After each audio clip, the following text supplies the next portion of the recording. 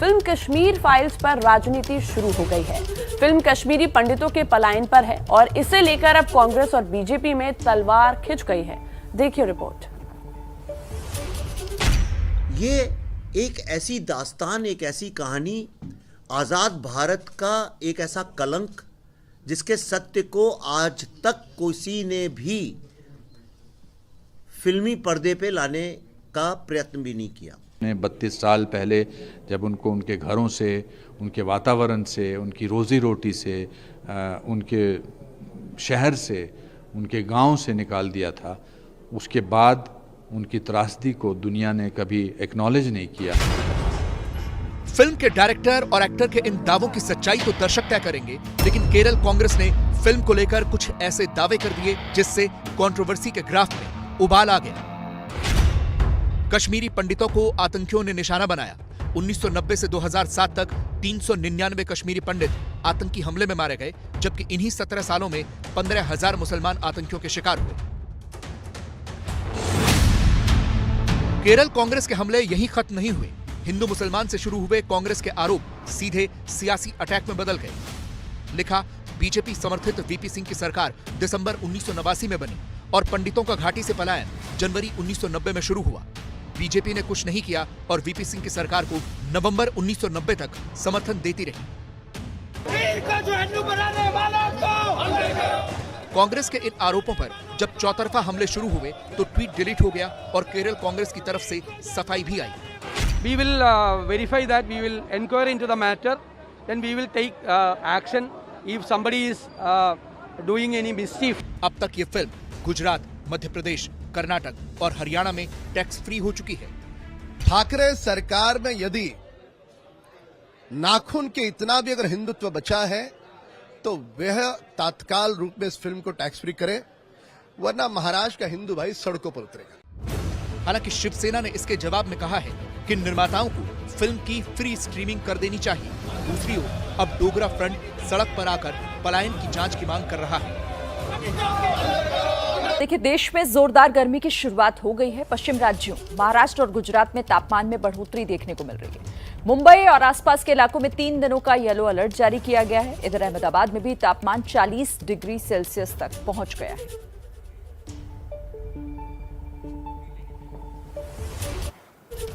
तो चुनाव के बाद जहां बीजेपी में जश्न का दौर जारी है, वहीं कांग्रेस मंथन में जुट गई है। लेकिन सवाल है कि बिना बड़ा बदलाव किए कांग्रेस कैसे वापसी कर पाएगी? आखिर उसकी आगे की रणनीति क्या है? देखिए हमारे इस रिपोर्ट में।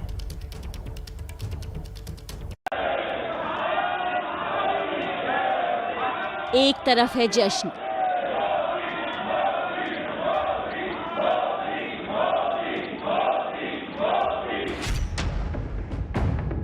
दूसरी तरफ है हार का चिंतन।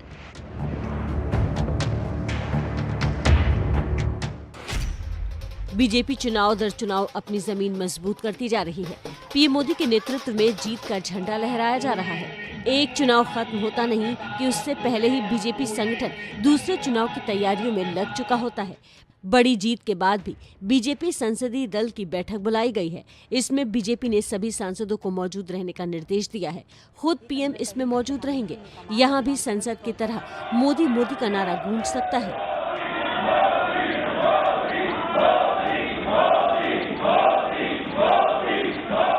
यूपी चुनाव को 2024 का सेमीफाइनल माना जा रहा था, जिसे बीजेपी ने जीत लिया है। पीएम मोदी सांसदों में 2024 के लिए जोश भरेंगे। एक तरफ बीजेपी 2024 की तैयारियों में जुटी है, तो कांग्रेस अभी हार पर मंथन कर रही है। आज कांग्रेस सांसदों की भी बैठक है, जिसमें राहुल और सोनिया गांधी शामिल हो सकते हैं। बजट सत्र के बाद कांग्रेस चिंतन शिविर भी लगाने वाली है। ये तय हो गया कि चिंतन शिविर होगा। चिंतन शिविर होगा, उसमें जो आत्मचिंतन करना करेंगे। सवाल यही है कि इस मंथन और चिंतन से क्या सीखेगी कांग्रेस? देश की सबसे बड़ी पार्टी रही कांग्रेस की सरकार सिर्फ 2 राज्यों में रह गई है। लोकसभा में कांग्रेस के 53 सांसद बचे हैं और राज्यसभा में कांग्रेस के 34 सांसद बचे हैं। देखिए, बिहार विधानसभा में सीएम नीतीश कुमार और स्पीकर की नोकझोंक सुर्खियां बन गई हैं। इस बीच नीतीश कुमार की राज्यपाल से हुई मुलाकात ने कई सवाल भी खड़े कर दिए हैं कि क्या बिहार में नई सियासी करवट जन्म ले रही है। इस तरह तरह से नहीं चलेगा, ये बिल्कुल आप ही बता दें जैसे चले उसी तरह चलाएंगे। आप कौन है जो आप कह रहे हैं कि आज नहीं इसको दूसरे दिन देंगे? ये बात किसी भी तरह से मंजूर नहीं है। ये गुस्सा क्या रंग दिखाएगा? ये मुलाकात क्या गुल खिलाएगी? बीती शाम घटना से जो तस्वीर आई उसके कई सियासी मायने निकाले जा रहे हैं। देर शाम नीतीश कुमार राजभवन पहुंचे, राज्यपाल फागू चौहान से करीब 20 मिनट मुलाकात की। सवाल उठे, मुलाकात के मायने क्या हैं? बिहार की राजनीति में क्या खेल चल रहा है? इससे पहले नीतीश कुमार ने लॉ एंड ऑर्डर को लेकर एक हाई लेवल मीटिंग भी बुलाई, जिसमें प्रदेश में अपराध पर काबू पाने के लिए कड़े कदम उठाने के निर्देश दिए। इसके मायने बड़े इसलिए हुए क्योंकि इससे पहले विधानसभा से सामने आई हंगामे की तस्वीर। सोमवार को बिहार विधानसभा में सीएम नीतीश कुमार इतने भड़क गए कि स्पीकर से भी नोकझोंक कर बैठे। मैं आसन से संरक्षित सदस्यों को करने के लिए करिएगा। और आपको मालूम है अभी हमने क्या कहा, 60 दिन के अंदर पूरी इंक्वायरी करो। अभी बीच में जहां जहां दिक्कत हो रही थी, SC/ST की बैठक हुई, उसमें हमने क्या निर्देश दिया है, और फिर हमने डिपार्टमेंट को कहा, और डिपार्टमेंट के माध्यम से हम लोग पूरी मुस्तैदी से लगे हैं, और कहीं भी कोई क्राइम करेगा उसको किसी को बचाने नहीं देंगे हम लोग। और एक बात अच्छी तरह जान लीजिए, लेकिन इन सब चीजों को लेकर के, अपने इलाके की कोई बात को लेकर के, ये हाउस का चीज नहीं है, यह इंटरफेरेंस नहीं करना चाहिए, ये बात हम कह देते हैं। दरअसल सदन की कार्यवाही शुरू होते ही बीजेपी विधायक संजय सरावगी ने लखीसराय का मामला उठाया। इस वक्त सीएम नीतीश कुमार अपने चैम्बर में थे। मामला उठते ही वो बेहद नाराज हो गए, गुस्से में सदन में आए और हंगामा करने वालों को जमकर फटकार लगा दी। स्पीकर को भी नहीं बख्शा। सदन में सीएम भड़के तो स्पीकर ने भी शांति से जवाब दिया, लेकिन नोकझोंक चलती रही। 60 दिन से ऊपर हो गया मामला, क्षेत्र जाते हैं, माननीय मुख्यमंत्री जी ये सम्मान आप लोगों ने ही दिया। जाते ही लोग क्वेश्चन खड़ा कर देता है, पूछता है आप इतने बड़े आसन पर बैठा करके, और मैं एक दारोगा का, एक थाना प्रभारी का, एक DSP की भी बात को नहीं रख पाता हूं। विधायिका का कई प्रश्न इस पर उठा है, आप लोगों की बैठक में यह मामला उठा है। जैसा आप कहें, जैसे कहे सदन चलाना, उसी तरह से सदन चलेगी। जिस पूरे लखीसराय मामले पर पूरा बवाल हुआ उसके बारे में जानिए। लखीसराय विवाद पिछले महीने सरस्वती पूजा के दौरान कानून तोड़कर जश्न मनाने का मामला है। कई जगह ऑर्केस्ट्रा के आयोजन में बार बालाओं का डांस हुआ था, हथियार लहराए गए, नोट बरसाए गए। आरोप है कि दबाव में पुलिस ने ऐसे आरोपियों को पकड़ा जो तमाशा देखने आए थे, असल मुजरिम बच गए। इसी मुद्दे पर विधानसभा में कई दिन से हंगामा हो रहा था। स्पीकर खुद इस इलाके से जुड़े हैं। सीएम स्पीकर में नोकझोंक हुई तो विपक्ष को निशाना साधने का मौका मिल गया। वहीं बीजेपी को भी ये ठीक नहीं लगा। जहाँ मुख्यमंत्री आज तक इतिहास में नहीं हुआ, जहाँ बहस हो जाए बिहार विधानसभा के अध्यक्ष के साथ, बहस हो जाए, सोचिए सरकार कहाँ चल रहा है भाई, ये तो सर्कस है। जब हम सदन में आते हैं, सब बोलते हैं, विधायक अपने प्रश्नों को रखते हैं, उत्तर मिलता है, वो संतुष्ट होते हैं, नहीं होते हैं, वो सरकार जवाब देती है। लेकिन जिस तरह की परिस्थिति बन गई, उसकी पृष्ठभूमि जो भी रही हो, लेकिन एक सदस्य के नाते मुझको लगता है किसी को भी ये सही नहीं लगा होगा। ये मैं कोई जज नहीं हूँ, ना मैं कोई पंच हूँ कि मैं ये तय करूँ, लेकिन सदन के किसी भी सदस्य को आज की जो घटना हुई, मुझको नहीं लगता किसी भी व्यक्ति को वो सही लगी। दरअसल मामला उठाने वाले संजय सरावगी बीजेपी विधायक है और जो स्पीकर के पद पर आसीन है विजय सिन्हा भी बीजेपी से है। ऐसे में सहयोगियों के लगातार हमले से नीतीश आहत हैं। बिहार में गठबंधन में ही आरोप प्रत्यारोप का खेल बहुत दिनों से चल रहा है और ऐसे में राज्यपाल से मुलाकात पर सवाल तो उठने ही थे। हालांकि नीतीश ने इसे शिष्टाचार मुलाकात कहकर मामले को टालने की कोशिश की है। आपका ये काम नहीं है, आप पूछ रहे हैं, जवाब दिया जा रहा है। यूपी विधानसभा चुनाव खत्म हो चुके हैं। बीजेपी होली के बाद सरकार बनाने जा रही है और समाजवादी पार्टी के साथ गठबंधन कर चुनाव लड़ने वाला पार्टियां, जो चुनाव लड़ी पार्टियां, वो हार पर अब मंथन के बहाने एक दूसरे पर ठीकरा फोड़ने में भी जुटी हुई हैं। इसी से जुड़ी एक रिपोर्ट आपको दिखाते हैं।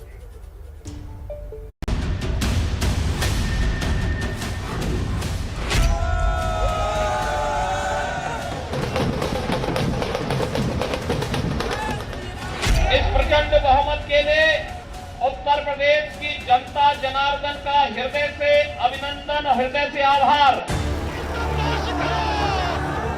एसपी के सहयोगी दलों में फूट। तो कांग्रेस के पास भी जो पूंजी थी वो भी पूंजी इन्होंने बीजेपी को थमा दिया कि गठबंधन न जीते, आप भले जीत जाओ। एक दूसरे पर हार का फोड़ रहे हैं ठीकरा। ईवीएम में भाजपा कैसे जीत गई, ये अपने आप में एक विचारणीय विषय है। योगी सरकार में मंत्री रहे और चुनाव से ठीक पहले एसपी के खेमे में आने वाले स्वामी प्रसाद मौर्य को हार का सामना करने के बाद ईवीएम मशीन में ही गड़बड़ी नजर आ रही है। जो बैलेट पेपर वोटिंग हुई है उसमें समाजवादी पार्टी 304 सीटों पर आगे है। ईवीएम में भाजपा कैसे जीत गई, ये अपने आप में एक विचारणीय विषय है। हम जिन मुद्दों को लेकर के भाजपा का साथ छोड़ने का काम किए थे वो मुद्दे आज भी जिंदा हैं। ये बात सही है कि हम अपनी बात को प्रदेशवासियों तक ठीक ढंग से नहीं पहुंचा पाए। मैं राजनीति का इतना कच्चा खिलाड़ी नहीं हूं कि आज इधर और कल उधर। ऐसा ही हाल आरएलडी का भी है। आरएलडी को पश्चिमी यूपी से बड़ी उम्मीद थी, लेकिन सीट मिली सिर्फ 8। इसी के बाद अध्यक्ष जयंत चौधरी ने हार के कारणों की समीक्षा के लिए 3 सदस्यों वाली समिति का गठन किया है और दूसरी तरफ आरएलडी ने संगठन में बदलाव करने का फैसला किया है। राष्ट्रीय लोकदल के राष्ट्रीय अध्यक्ष चौधरी जयंत सिंह जी के निर्देशानुसार राष्ट्रीय लोकदल उत्तर प्रदेश के प्रदेश, क्षेत्रीय और जिला व सभी फ्रंटल संगठनों को तत्काल प्रभाव से भंग किया जाता है। यूपी विधानसभा चुनाव में एसपी के साथ मिलकर लड़े सुहेल देव भारतीय समाज पार्टी के अध्यक्ष ओम प्रकाश राजभर का कहना है कि उन्हें पहले चरण में ही पता चल गया था कि उनकी पार्टी हारने वाली है। पहला चरण यानी पश्चिमी यूपी में जहां आरएलडी के साथ एसपी का गठबंधन था, ओम प्रकाश राजभर ने कहा कि हम जनता को सही मुद्दे समझाने में सफल नहीं हो पाए। आप समझ गए थे पहले ही कि हार हो रही? जब तक गिनती न हो जाए तब तक कैसे मान लें? समझ गए थे कि नहीं? मानना तो अलग बात है, लेकिन समझ गए थे कि नहीं? समझ में तो हमको पहले चरण में ही आ गया था, लेकिन हम कैसे कहना शुरू कर दें कि जिन मुद्दों को लेकर हम लोग जनता के बीच में गए, या तो हम समझाने में फेल हैं या वो समझने में फेल हैं। राजभर इसके लिए बीएसपी को जिम्मेदार मान रहे हैं, लेकिन उनकी बड़ी बातें और दावे उनका पीछा नहीं छोड़ रहे, जो नतीजों से पहले कर रहे थे। 100% अखिलेश जी ने जो कहा है, समाजवादी पार्टी की सरकार बनने जा रही है। 10 मार्च को देखिएगा 10 बजे आप ही लोग दिखाएंगे जो हम गाना बताते थे कि चल सन्यासी मंदिर में, तो वो सन्यासी जाएगा मंदिर में और उस कुर्सी पर अखिलेश यादव जी आएंगे। जब चुनाव आता है तो ये धर्म का चश्मा पहन लेते हैं। दल में रह के हिम्मत है तो ओम प्रकाश राजभर बनो। सरकार में रह करके सरकार से पंगा लिया, मुख्यमंत्री बनाम कैबिनेट मंत्री ओम प्रकाश राजभर। अब गृह मंत्री जी यूपी आके क्या कर रहे हैं? भूख लगा के पर्चा बांट रहे हैं, कोरोना बांट रहे हैं गाँव-गाँव। अब सवाल ये है कि क्या हार का बहाना खोजा जाता रहेगा या अपने अंदर बदलाव की तरफ राजनीतिक दल देखेंगे? बड़ी खबर है ये, कच्चे तेल के दाम $100 प्रति बैरल के नीचे पहुंच गए हैं। ये बड़ा अपडेट मिल रहा है इस वक्त। कच्चे तेल के दाम में 3% की गिरावट आई है। तेल के दाम $139 प्रति बैरल तक पहुंच गए थे, जिसके बाद पेट्रोल डीजल के रेट में बेतहाशा बढ़ोतरी की आशंका लगातार जताई जा रही थी, जो अब लगातार कम हो रही है। रूस और यूक्रेन के बीच चल रही बातचीत से दाम में कच्चे तेल के दामों में नरमी आई है। रूस का तेल अब भी अंतर्राष्ट्रीय बाजार में आ रहा है। बड़ी बात आपको बता देते हैं, देखिए रूस का तेल अब भी अंतर्राष्ट्रीय बाजार में आ रहा है, यानी कच्चे तेल की कमी को लेकर कहीं कोई दिक्कत नहीं है, इसलिए दाम घटना शुरू हो गए हैं। कोरोना की आशंका से भी कच्चे तेल के रेट गिरे हैं, क्योंकि चीन में आपको पता होगा कई जगहों पर चीनी सरकार ने लॉकडाउन लगा दिया है, जिसके बाद आशंका बढ़ गई है। महंगाई से तेल की खपत घटने की भी आशंका है, इसलिए भी दाम घट रहे हैं। पेट्रोल डीजल के दाम बढ़ाने की जरूरत कम होगी। अगर कच्चे तेल के दाम इसी तरह से कम होते हैं तो पेट्रोल और डीजल के दाम, जिनके बढ़ने की आशंका लगातार देश में जताई जा रही थी, उसकी जरूरत कम होगी, क्योंकि कच्चे तेल के दामों में करीब 3% की गिरावट आई है। यूपी विधानसभा चुनाव के नतीजे आने के बाद से विपक्षी खेमे में सन्नाटा पसरा हुआ है। हार के विश्लेषण का दौर जारी है और इन सबके बीच चर्चा है कि अखिलेश यादव करहल विधानसभा सीट छोड़ देंगे और सांसद बने रहेंगे। करहल विधानसभा से स्वामी प्रसाद मौर्य को विधानसभा भेजने की तैयारी हो रही है। एक रिपोर्ट देखिए। क्या करहल की सीट छोड़ देंगे अखिलेश? क्या सांसद बने रहेंगे अखिलेश? स्वामी प्रसाद मौर्य के लिए सीट छोड़ेंगे अखिलेश? चर्चा है कि अखिलेश यादव करहल विधानसभा सीट छोड़कर आजमगढ़ से सांसद बनकर लोकसभा में एसपी का प्रतिनिधित्व करेंगे। सूत्रों की माने तो अखिलेश स्वामी प्रसाद मौर्य को करहल से विधानसभा भेजने की तैयारी में है। ये खेल ओबीसी वोटों को अपने पक्ष में रखने के लिए है। हालांकि स्वामी प्रसाद मौर्य ने इससे इनकार कर दिया। इस बाबत में न कोई बात हुई है, न मुझे कोई जानकारी है, और इसलिए जो बात हवा में तैरती है उसका मैं उत्तर देना व्यवहारिक नहीं समझता। हालांकि एसपी के ही एक नेता का कहना है कि लोकसभा में उनकी संख्या कम है और ऐसे में अखिलेश यादव का सांसद बने रहना जरूरी है। हालांकि करहल किसे भेजा जाए ये अभी साफ नहीं है। और इसी संदर्भ में उन्होंने ये निर्णय लिया है कि वो करहल से अपनी जो सीट है उसको छोड़ेंगे और लोकसभा में जहां हमारा जो संख्या बल है बहुत कम है, वहाँ मुद्दों को, जो लोगों के मूलभूत मुद्दे हैं, उनको वहाँ मजबूती से उठाएंगे। करहल सीट से कौन प्रत्याशी होगा, इस पर अभी तक पार्टी ने कोई निर्णय नहीं लिया है। राजनीति के जानकारों का कहना है कि यदि अखिलेश यादव विधायकी छोड़ते हैं तो इससे एसपी को पूरे यूपी में नुकसान होगा। अगर अखिलेश यादव चाहते हैं कि उनकी पॉलिटिकल पार्टी आगे बढ़े और वो कोई नया करिश्मा 5 साल बाद कर सकें, तो उन्हें करहल में बने रहना चाहिए। अखिलेश यादव अगर संसद में बने रहने का फैसला करते हैं तो इसका सीधा मतलब है कि वो अपनी पॉलिटिकल पार्टी को अब इससे बड़ा नहीं बनाने की स्थिति में है और वो धीरे धीरे, समय कितना भी लगे, मायावती का कोई न कोई बिंदु छू ही लेंगे। समाजवादी पार्टी का असर यूपी में है, लेकिन उसकी मंशा राष्ट्रीय राजनीति में खेल करने की रही है। यही दुविधा करहल में नजर आ रही है। सवाल ये है कि यूपी की राजनीति में करहल छोड़ना कहीं अखिलेश के लिए करंट का झटका न साबित हो। देखिए, बिहार विधानसभा में सीएम नीतीश कुमार और स्पीकर की नोकझोंक सुर्खियां बन गई हैं। इस बीच नीतीश कुमार की राज्यपाल से हुई मुलाकात ने कई सवाल भी खड़े कर दिए हैं कि क्या बिहार में नई सियासी करवट जन्म ले रही है। ये गुस्सा क्या रंग दिखाएगा? ये मुलाकात क्या गुल खिलाएगी? लखीसराय विवाद पिछले महीने सरस्वती पूजा के दौरान कानून तोड़कर जश्न मनाने का मामला है। कई जगह ऑर्केस्ट्रा के आयोजन में बार बालाओं का डांस हुआ था, हथियार लहराए गए, नोट बरसाए गए। आरोप है कि दबाव में पुलिस ने ऐसे आरोपियों को पकड़ा जो तमाशा देखने आए थे। असल मुजरिम बच गए। देखिए, उत्तर प्रदेश के मंत्रिमंडल की तस्वीर साफ करने के लिए कल शाम दिल्ली में होगी बड़ी बैठक। यूपी के कार्यवाहक मुख्यमंत्री योगी आदित्यनाथ समेत यूपी कोर कमेटी के सदस्य शामिल होंगे। बीजेपी अध्यक्ष जेपी नड्डा और गृहमंत्री अमित शाह भी मौजूद रहेंगे। मंत्रिमंडल के चेहरों पर इस बैठक में मंथन होगा। पर्यवेक्षक बनाए गए अमित शाह यूपी जाने से पहले दिल्ली में अपना होमवर्क पूरा करेंगे। तो मंत्रिमंडल में कौन कौन से चेहरे होंगे, इस पर होगा मंथन कल दिल्ली में। तो यूपी, उत्तराखंड, गोवा और मणिपुर में कौन मुख्यमंत्री बनेगा, इस पर मुहर लगाने के लिए बीजेपी ने पर्यवेक्षकों का ऐलान कर दिया है। इस बार पार्टी ने बड़े नेताओं को जिम्मेदारी सौंपी है। एक रिपोर्ट आपको। 4 राज्यों में ऐतिहासिक जीत हासिल करने के बाद बीजेपी का जोश हाई है, पर अभी 3 राज्यों में सीएम की कुर्सी पर पेच फंसा हुआ है। तो यूपी में कैबिनेट और डिप्टी सीएम के दावेदारों पर तस्वीर साफ नहीं हो पाई है। उत्तर प्रदेश का जिम्मा गृह मंत्री अमित शाह और बीजेपी के राष्ट्रीय उपाध्यक्ष रघुवर दास को दिया गया है। तो उत्तराखंड का मुख्यमंत्री चेहरा रक्षा मंत्री राजनाथ सिंह और केंद्रीय मंत्री मीनाक्षी लेखी तय करेंगी। गोवा में नरेंद्र सिंह तोमर और एल मुरुगन भेजे जा रहे हैं। तो मणिपुर की जिम्मेदारी निर्मला सीतारमण और किरेन रिजिजू को दी गई है। इस बार पार्टी ने सीनियर नेताओं को जिम्मा दिया है। खबर है कि योगी आदित्यनाथ होली के बाद 20 या 21 मार्च को सीएम पद की शपथ ले सकते हैं।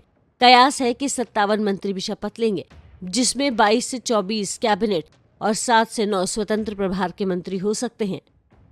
केशव प्रसाद मौर्य के अलावा स्वतंत्र देव सिंह, बेबी रानी मौर्य और ब्रजेश पाठक भी डिप्टी सीएम बन सकते हैं। हालांकि पर्यवेक्षक के तौर पर अमित शाह लखनऊ कब जाएंगे यूपी या योगी से कब मुलाकात होगी, ये भी साफ नहीं है। इस बीच कल शाम बीजेपी कोर कमेटी की बैठक योगी आदित्यनाथ की अध्यक्षता में हुई। लखनऊ में हुई इस बैठक में राधा मोहन सिंह, केशव प्रसाद मौर्य, स्वतंत्र देव सिंह, सुनील बंसल शामिल हुए। बैठक में सरकार गठन पर चर्चा की गई। देखिए, योगी आदित्यनाथ के शपथ ग्रहण को लेकर क्या कुछ चल रही है तैयारी, उससे जुड़ी जो तमाम बड़ी बातें हैं वो आपको बता देते हैं। शपथ ग्रहण को एक ग्रैंड इवेंट बनाने की तैयारी की गई है। 20-21 मार्च को शपथ ग्रहण हो सकता है, उसके लिए तैयारी लगातार जारी है। एलईडी स्क्रीन हर शहर में लगाई जाएगी ताकि लोग शपथ ग्रहण समारोह को देख सकें। लखनऊ के एकाना स्टेडियम में ये शपथ ग्रहण संभव है और जो उम्मीद है वहीं पर पूरी तैयारी को आगे बढ़ाया जाएगा। बीजेपी शासित राज्यों के सीएम जो हैं, जितने मुख्यमंत्री हैं, उनको भी बुलाने पर विचार किया जा रहा है। प्रशासन की तरफ से तैयारियों पर मंथन लगातार जारी है क्योंकि ग्रैंड इवेंट बनाने की तैयारी है और उसी लिए लगातार नजर प्रशासन की यही है कोशिश कि पूरे इवेंट में किसी तरह की कोई दिक्कत ना आए। आपको बताया, उत्तराखंड में सरकार गठन का मामला अब तक फंसा हुआ है। इस मसले पर कल देर रात पीएम आवास पर बैठक हुई। बैठक में प्रधानमंत्री नरेंद्र मोदी, गृह मंत्री अमित शाह मौजूद थे। रक्षा मंत्री राजनाथ सिंह, बीजेपी अध्यक्ष जेपी नड्डा और चुनाव प्रभारी प्रहलाद जोशी भी बैठक में शामिल थे। 70 में से 47 सीटें जीतकर उत्तराखंड में बीजेपी एक बार फिर सत्ता में आ गई। प्रचंड बहुमत मिलने के बाद भी उत्तराखंड में बीजेपी का ब्लड प्रेशर बढ़ा हुआ है। ऐसा इसलिए है क्योंकि उत्तराखंड का अगला सीएम कौन होगा, इस सवाल पर से काले बादल अब तक नहीं छट पाए। बीजेपी को जनादेश तो मिला, लेकिन खटीमा से कार्यवाहक सीएम पुष्कर सिंह धामी को हार का सामना करना पड़ा। ऐसे में क्या उनको एक बार फिर मौका देगी बीजेपी या सीएम के रूप में नया चेहरा सामने आएगा? इस सवाल का जवाब होली के तुरंत बाद मिल सकता है, जब बीजेपी के उत्तराखंड पर्यवेक्षक 19 मार्च को देहरादून जाएंगे, जहां विधायक दल की बैठक में मुख्यमंत्री के नाम पर मुहर लगेगी। उत्तराखंड के सीएम की रेस में जो दावेदारी पेश कर रहे हैं, उनमें सबसे आगे चल रहे हैं खुद पुष्कर धामी, स्वास्थ्य मंत्री धन सिंह रावत, राज्य में कई बार कैबिनेट मंत्री रहे सतपाल महाराज, उत्तराखंड में बीजेपी के प्रदेश अध्यक्ष मदन कौशिक, पूर्व सीएम भुवन चंद्र खंडूड़ी की बेटी रितु खंडूड़ी और मसूरी से विधायक गणेश जोशी। इसके अलावा केंद्रीय रक्षा राज्य मंत्री अजय भट्ट और राज्यसभा सांसद अनिल बलूनी भी रेस में हैं। हालांकि अभी किसी भी नेता ने अपने नाम की पुष्टि नहीं की है और सबका कहना है कि केंद्रीय नेतृत्व और विधानमंडल दल मिलकर ही इस बात का फैसला करेंगे। नहीं, सरकार गठन की जो भी सरकारी कार्य प्रक्रिया है वो पूरी चल रही है, उस पर सब पर काम चल रहा है और जल्दी ही हमारे यहाँ पर विधानमंडल दल की बैठक होगी और उसके बाद नई सरकार गठन की प्रक्रिया प्रारंभ हो जाएगी, पूरी हो जाएगी। केंद्रीय पार्लियामेंट्री बोर्ड या केंद्रीय नेतृत्व तय करेगा, फिर विधानमंडल दल बैठक होगी, तब उस सारा समय उस समय आएगा। अभी इस प्रकार की कोई चर्चा हमारे यहाँ नहीं है। सीएम कुर्सी पर सस्पेंस की कुछ ऐसी ही स्थिति गोवा में भी बनी हुई है, जहां 40 में से 20 सीट जीतने के बावजूद भी सीएम दावेदार का चेहरा अब तक साफ नहीं है। इतना ही नहीं, बल्कि पार्टी में अंदरूनी कलह के भी कयास लगाए जाने लगे हैं। दरअसल गोवा में कुर्सी की लड़ाई के लिए बीजेपी के दो बड़े नेता सीएम प्रमोद सावंत और विश्वजीत राणे में खींचातानी शुरू हो गई है। विश्वजीत राणे ने तो प्रमोद सावंत को अपना नेता तक मानने से इनकार कर दिया है। विश्वजीत राणे ने आज मराठी अखबार लोकमत में पूरे पेज का एक पोस्टर छपवाया और इस पोस्टर से प्रमोद सावंत का चेहरा ही गायब था। ऐसा ही कुछ पोस्टर कल उनकी विधायक पत्नी दिव्या राणा ने भी छपवाया था, जिसमें प्रमोद सावंत की तस्वीर नहीं थी। गोवा के स्वास्थ्य मंत्री विश्वजीत राणे ने सीएम प्रमोद सावंत की नींद उड़ा रखी है। इसका सबूत आज तब मिला जब उनसे प्रदेश के अगले सीएम के बारे में सवाल पूछा गया। प्रमोद सावंत सवाल से बचते हुए दिखे और अंग्रेजी में विधायकों की शपथ की बात करने लगे। कल बाकी सभी एमएलए 39 एमएलए को शपथ दिया जाएगा। Thank you. So the Ganesh Gavkar has appointed as the authorized person to give the oath for the other 39 MLAs. विधानसभा चुनावों में करारी शिकस्त के बाद कांग्रेस के वरिष्ठ नेता कपिल सिब्बल का एक बड़ा बयान सामने आया है। उन्होंने कहा कि गांधी परिवार पद छोड़ दे और किसी दूसरे नेता को मौका मिले। उन्होंने पार्टी नेतृत्व पर निशाना साधा और कहा कि अगर उन्हें हार के कारणों की जानकारी नहीं है तो कल्पना लोक में जी रहे हैं। उन्होंने ये बातें एक अखबार को दिए एक इंटरव्यू में कही है। रविवार को कांग्रेस कार्य समिति की बैठक में नेताओं ने पार्टी नेतृत्व पर भरोसा जताया था, लेकिन इसी बीच अब नेताओं की नाराजगी भी सामने आ रही है। कपिल सिब्बल कह रहे हैं कि गांधी परिवार कल्पना लोक में जी रहे हैं। वहीं हार के बाद भी प्रियंका गांधी वाड्रा ने हार नहीं मानी है। वो यूपी में 2024 के लिए रणनीति बनाने में जुट गई है। फिर से यूपी में जुटेंगी प्रियंका। 2024 के लिए की है रणनीति तैयार। उत्तर प्रदेश विधानसभा चुनाव में मिली हार के बावजूद कांग्रेस महासचिव प्रियंका गांधी उत्तर प्रदेश से अपना ध्यान हटाने वाली नहीं है। एबीपी न्यूज को मिली जानकारी के मुताबिक प्रियंका गांधी ने 2024 लोकसभा चुनाव की तैयारियां शुरू कर दी हैं। सूत्रों की माने तो प्रियंका गांधी ने रविवार को हुई कांग्रेस कार्य समिति की बैठक में उत्तर प्रदेश में हार पर मंथन किया, लेकिन उससे पहले घंटों तक कार्यकर्ताओं के साथ बैठक की। उत्तर प्रदेश में कांग्रेस का प्रदर्शन इस बार बेहद निराशाजनक रहा है। जमानत जब्त कराने में कांग्रेस नंबर 1 पर रही है। कांग्रेस के 399 प्रत्याशियों में से 387 की जमानत जब्त हो गई। कांग्रेस को सिर्फ 2 सीटों पर जीत मिली है। कांग्रेस को इस बार सिर्फ 2.33% वोट मिले हैं। ये यूपी में कांग्रेस के इतिहास का सबसे खराब प्रदर्शन था, वो भी तब जब प्रियंका गांधी लगातार यूपी में सक्रिय थी। सड़क पर संघर्ष से लेकर भावनात्मक अपील तक सब दांव आजमाए, लेकिन चुनाव 2 ध्रुवी हो गए। चुनाव में कुछ काम नहीं आया। मुकाबला बीजेपी और एसपी के बीच ही लड़ा गया, लेकिन हार से घबराए बिना प्रियंका अगले चुनाव की तैयारियों में जुट गई है। सूत्रों के मुताबिक प्रियंका गांधी ने इस बैठक में 2024 लोकसभा चुनाव के लिए ब्लूप्रिंट भी तैयार किया है। सूत्रों के मुताबिक लोकसभा चुनाव की तैयारियों में अब कांग्रेस का फोकस दलित, ब्राह्मण, युवा वर्ग और मुस्लिम समुदाय पर होगा। महिलाओं के प्रति प्रियंका गांधी की मुहिम साथ ही साथ चलती रहेगी। सूत्रों के मुताबिक हार की समीक्षा और संगठन में कुछ अहम बदलाव किए जाएंगे। साथ ही भविष्य की रणनीति बनाने के लिए प्रियंका जल्द ही उत्तर प्रदेश का दौरा भी कर सकती है। दिल्ली से आशीष कुमार सिंह की रिपोर्ट। देखिए, कल पंजाब में भगवंत मान शपथ लेने वाले हैं, लेकिन उससे पहले ही दिल दहला देने वाला मामला पंजाब के जालंधर से सामने आया है।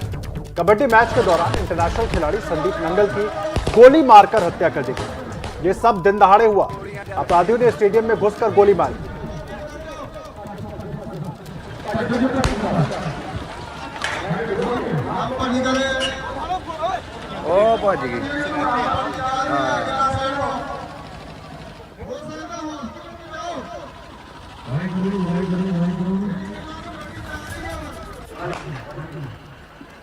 मैच के बीच में हुई फायरिंग से पूरे स्टेडियम में भगदड़ मच गई, जिसके बाद हमलावर फरार हो गया।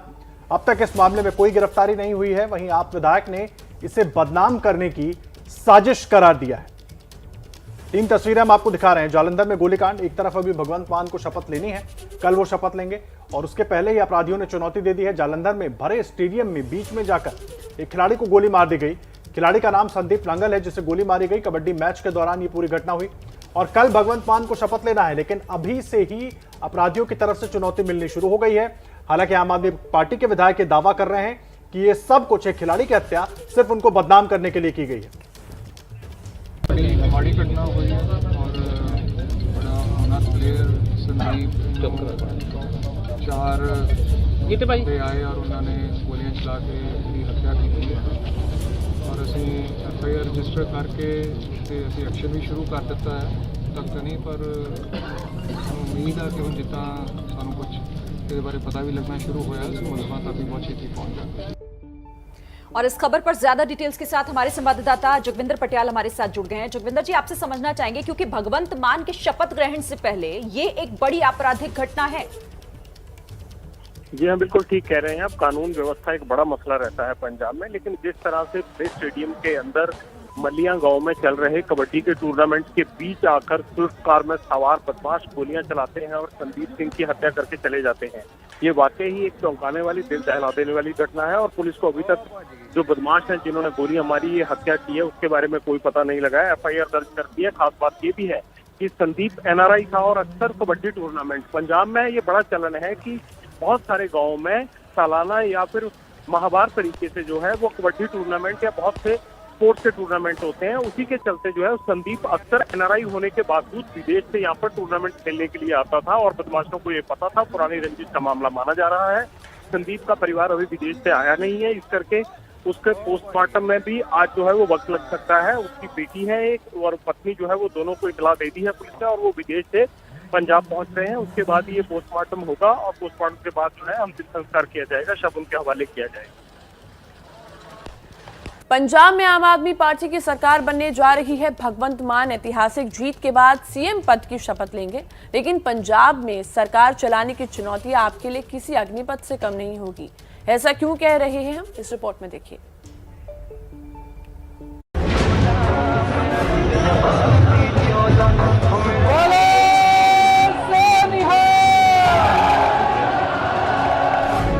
पंजाब में प्रचंड जीत हुई। जीत के बाद जश्न हुआ, लेकिन अब बारी है जिम्मेदारी की। जालंधर की घटना ने शपथ लेने के पहले ही भावी CM भगवंत मान के सामने चुनौतियों का पिटारा खोल दिया है। जालंधर के हल्का नाकोदर में कबड्डी टूर्नामेंट के दौरान कुछ युवकों ने मशहूर खिलाड़ी संदीप नंगल अंबिया को गोली मार दी। ये घटना मान के सामने आने वाली चुनौतियों की तरफ इशारा भर है। साल 2021 के जो आंकड़े जारी हुए हैं उसके मुताबिक पंजाब में 2020 में अपराधों में 13% का इजाफा हुआ था। कुल 82,875 केस साल 2020 में दर्ज हुए थे। मान ने पहले ही ऐलान किया है कि माननीयों की सुरक्षा से पुलिस कर्मियों को हटाकर उन्हें जनता की सुरक्षा में लगाया जाएगा, लेकिन इसका कितना असर जमीन पर पड़ेगा, इसका इम्तिहान होना बाकी है। उड़ते पंजाब से निपटना भी मान के लिए अहम होगा। पंजाब में ड्रग्स भी बड़ी समस्या है। पिछले 7 सालों में एनसीबी ने 3,836 किलो ड्रग्स पकड़ी है। यहाँ पाकिस्तान बॉर्डर से भी ड्रग्स की सप्लाई होती है। 2017 से 20 तक पंजाब बॉर्डर पर 1,235 किलो ड्रग्स पकड़ी गई। सीएम बनने के बाद भगवंत मान के सामने पंजाब की अर्थव्यवस्था एक बड़ी चुनौती है। दरअसल पंजाब के ऊपर अभी 2,82,000 करोड़ रुपए का कर्ज है। राज्य में कृषि के विकास दर में भी कमी दर्ज की जा रही है। इसके अलावा आम आदमी पार्टी की सरकार के सामने अपने वादों को निभाने की भी बड़ी चुनौती होगी और इसके लिए एक बड़े सरकारी खर्च की भी जरूरत पड़ेगी। जैसे आम आदमी पार्टी ने वादा किया है कि 18 साल से ऊपर की हर महिला को हर महीने 1,000 रुपए दिए जाएंगे। पंजाब में 18 साल से ऊपर की करीब 99 लाख महिलाएं हैं। अब अगर इन सब को हर महीने 1,000 रुपए मिलेंगे तो 990 करोड़ खर्च होंगे और हर साल 11,880 करोड़ रुपए खर्च होंगे। इसी तरह से एक और वादा है कि हर महीने हर घर को 300 यूनिट बिजली मुफ्त दी जाएगी। अभी पंजाब में सरकार हर साल 17,796 रुपए की बिजली की सब्सिडी देती है। जाहिर तौर पर ये खर्च और ज्यादा बढ़ जाएगा। हालांकि आम आदमी पार्टी दावा कर रही है कि पहले की सरकारें पंजाब को लूटती रही हैं। अब वो लूट बंद हो जाएगी तो खर्च आसानी से निकल आएगा। भगवंत मान के शपथ समारोह को लेकर भगत सिंह के गांव खटकड़ कला में तैयारियां इस वक्त जोरों पर हैं। समारोह शानदार हो, इसकी जिम्मेदारी पंजाब के आला अधिकारियों ने संभाली हुई है।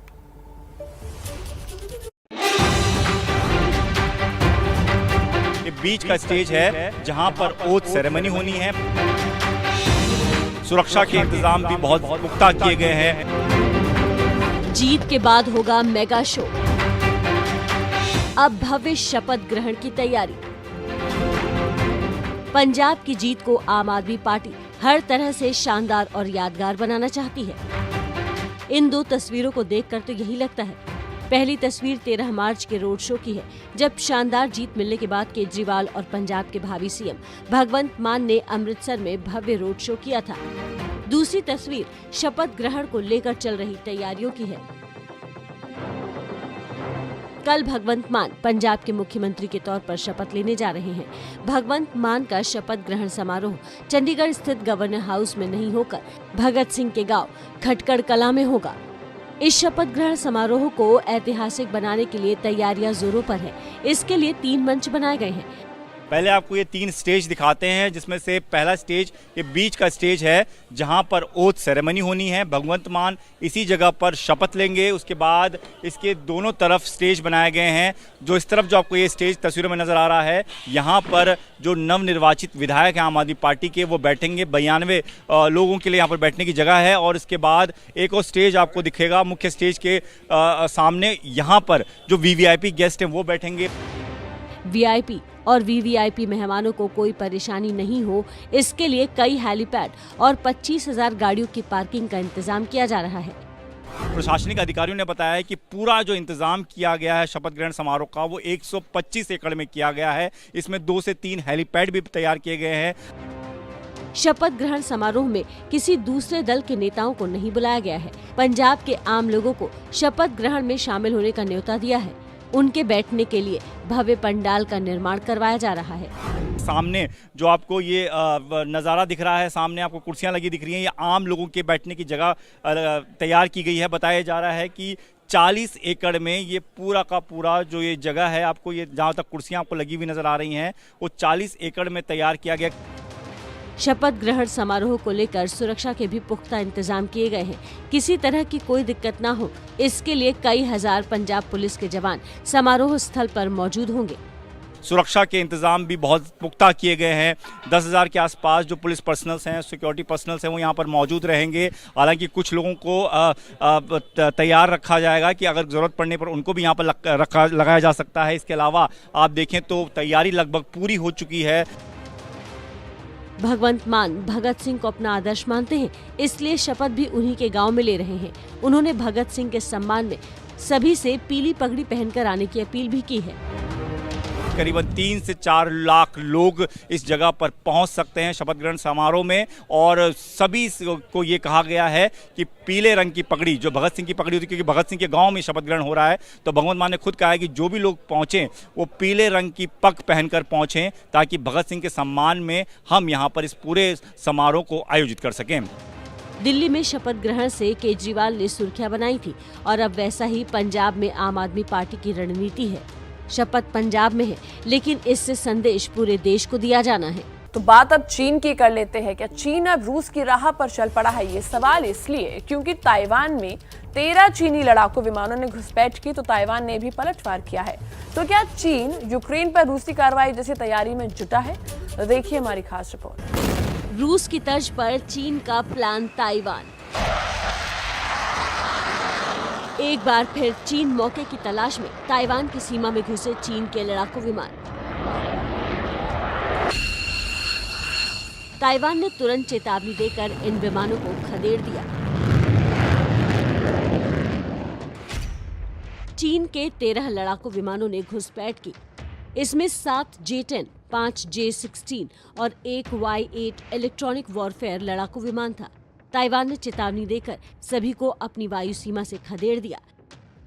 ऐसा पहली बार नहीं है, चीन लगातार घुसपैठ कर रहा है, कभी हवाई सीमा में तो कभी जल सीमा में। चीन की बढ़ती घुसपैठ के बाद ताइवान को लगातार रक्षा तैयारियां तेज करनी पड़ रही हैं। ये तस्वीरें हैं ताइवान के राष्ट्रपति साई इंग वेन की अपनी रक्षा तैयारियां परखने की। वेन के सामने ताइवान के रिजर्व सेना प्रैक्टिस कर रही है। ये सारी तैयारी चीन के मंसूबों को जवाब देने के लिए है।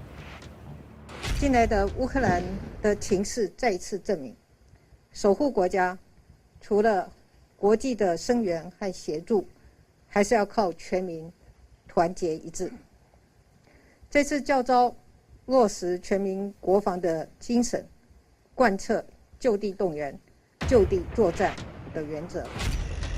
यूक्रेन में भी रूस को यही दिक्कत आ रही है, क्योंकि हर शहर में यूक्रेनी लड़ाके रूस से मोर्चा ले रहे हैं। 20 दिन बाद भी रूस किसी बड़े शहर पर कब्जा नहीं कर पाया है। ताइवान पर चीन की नजर पुरानी है। चीन हमेशा से ताइवान को अपना हिस्सा मानता आया है। दूसरे विश्व युद्ध के बाद ताइवान चीन से अलग हुआ। ताइवान खुद को एक आजाद देश मानता है। केवल 13 देशों ने ताइवान को एक संप्रभु देश की मान्यता दी है।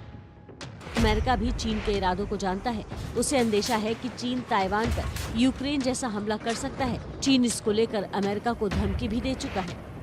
如果美方想要借此给台独分子撑腰打气的话，我们要告诉美方，这只会加速台独势力的覆灭，美方也将为其冒险行径付出沉重代价。 चीन चेतावनी दे रहा है। चीनी विमान ताइवान की सीमा में दाखिल हो रहे हैं। ऐसे में चीन और ताइवान का मुद्दा लगातार गर्माता जा रहा है। लेकिन सवाल ये है कि क्या मौजूदा हाल में चीन भी रूस की राह पर आगे बढ़ेगा?